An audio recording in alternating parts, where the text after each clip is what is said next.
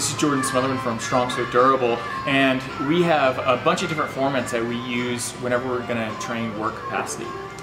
Today we're going to show you one of those formats, which is simply rounds for time, where the goal is to simply do the prescribed number of rounds as quickly as you can, taking as much rest as you need to be able to work as fast as you possibly can. The way that we design these typically is that we want you to be able to get as many reps as you can unbroken while still challenging your mental ability to push to be able to get those reps. So the reps aren't going to be automatic that you'll be able to get them unbroken. We're going to tempt you to want to break them and then have to fight through that.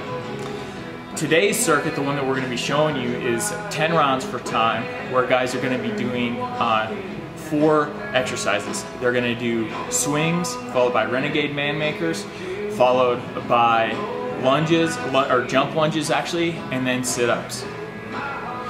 You'll see these guys work through it, and you'll see how they work through it, and I'll kind of be talking you through in the later rounds some of the compromises, some of the bargaining that we're looking for them to get through.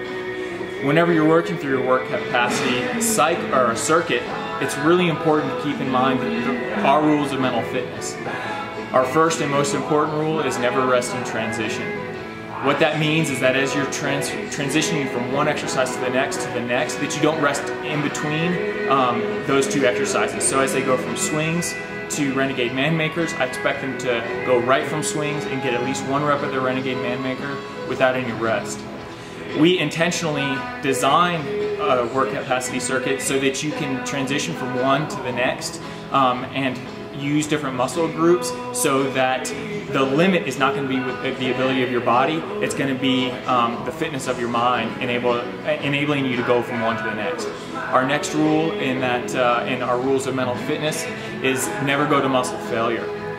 We want you to rest with 1 or 2 reps in the 10. What that means is that whenever you're doing the exercise, if you feel that if you do 1 more rep or 2 more reps, you're going to be absolutely smoked and you're going to have to rest, we want you to rest at that point rather than going those 2 more reps.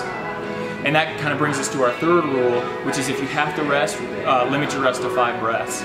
Rule 2 and 3 really work together. If you go to muscle failure, you're going to take more than 5 reps to recover and get back in there. And then if you're taking more than 5 reps, then you're allowing too much recovery and you're going to start to lose that training effect. So 2 and 3 really work hand in hand, and it's important that you hold yourself to that integrity in maintaining those rules. So we'll kind of cut here, and then when we come back in, we'll be working through the circuit. So here, these guys are working through it. Cody is finishing up his round 5 right here. He's coming around to his round 6. So he's just got a little counter there. He's tracking his number. He goes right into the first exercise here. Notice how as he came around, he clicked his counter and he immediately got into his round 7. So here he's working through his 3 Renegade Man Makers. Renegade Man Makers, just push up, row, row. You're gonna come to your feet, clean the dumbbells, press them overhead. That's his third one. He transitions immediately into his swings. He's working through his swings as fast as he can, just banging them out. On our swing, we only want you to come so that you can see right underneath the kettlebell. We're not gonna come all the way overhead. The important thing to take notice here is that he's working through at a fast pace that he can sustain for every round. So now he's working on this jump lunge. It's 5 each leg, 10 total. And then right into, he transitions immediately into his sit-ups. Shoulder blades to the ground, touch your feet in front of you. No excessive swinging of the hands or anything like that. If you have to do that, you can go ahead and do that, but we don't want you to pendulum your hands really hard if you don't have to. And so here he is again, coming into 8, and he's right at about 7:48. You can see how he's fatiguing. Over here on Arturo, he's transitioning a little bit slow. So Arturo's starting to have that compromise in his head of do I take this rest or do I transition without resting? It's that sort of thing that we want to push.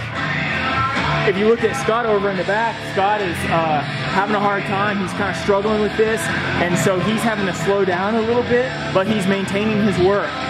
You see the difference between how fast these two guys are working, Cody and Scott. That's okay that Scott is working slower because he's working at a pace that he can sustain. He's gonna maybe make it, maybe he would be a little bit over on his time, but that's not that big of a deal. This is designed to be a 10-minute work cap. If he finishes before 11, that's okay. It's just about 10% over the total amount of time that I want you to take. That's all right. And you can imagine every athlete's going to be different. So some athletes are going to be able to finish right in time. Some are going to finish a little early. Some are going to be a little bit over. That's okay. Different things challenge people in different ways. The idea here is that we want you working in that window from about 8.5 to about 11 minutes here. That's our design goal as we work through this. So this is an example of rounds per time work cap and how we want you to work through it, and some of the things that we want you to be thinking about and taking into consideration as you're pushing through these rounds.